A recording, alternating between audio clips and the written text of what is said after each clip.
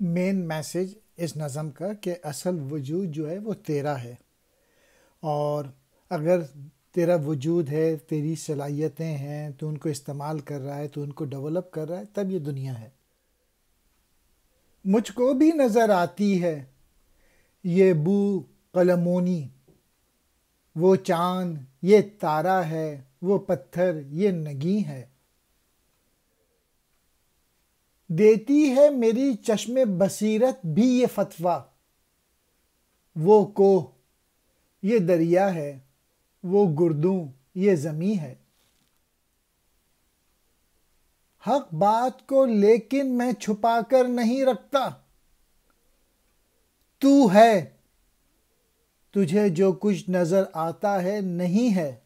علامہ اقبال کہہ رہے ہیں کہ مجھ کو بھی دنیا کی رنگا رنگی نظر آتی ہے، تیری طرح میں بھی دیکھتا ہوں کہ آسمان پر چاند نکلا ہوا ہے، تارے چمک رہے ہیں، زمین اور پہاڑوں میں پتھر اور نگینیں موجود ہیں، اور میری آنکھ بھی یہ دیکھتی ہے کہ پہاڑ ہے، دریا ہے، آسمان ہے اور زمین ہے۔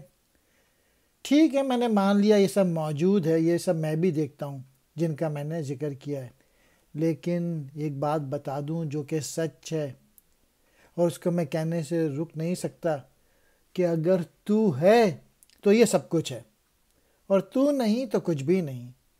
اصل وجود انسان کا وجود ہے، باقی سب کچھ تیرے وجود کی وجہ سے ہے، اس لیے پہلے تو اپنی پہچان کر، اپنے آپ کو سمجھ، اپنے خودی کو سمجھ، اپنے پوٹینشیل کو بڑھا، اپنی صلاحیتوں کو بڑھا، عمل کر، ایکشن کر، آنیسٹی میں رہے، انٹیگریٹی میں رہے۔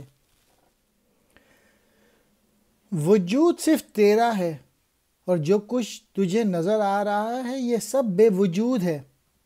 مراد یہ کہ دنیا کے مختلف نظارے انسان کے حواس کی پیداوار نہیں۔ بو قلمونی، مختلف رنگوں کا ہونا۔ نگین، نگینے کو کہتے ہیں۔ چشم بصیرت، بصیرت والی آنکھ، گہرائی تک دیکھنے والی آنکھ۔ فتویٰ، شرعی فیصلہ۔ کوہ، پہاڑ کو کہتے ہیں۔ گردوں، آسمان۔ حق بات، سچی اور کھری بات۔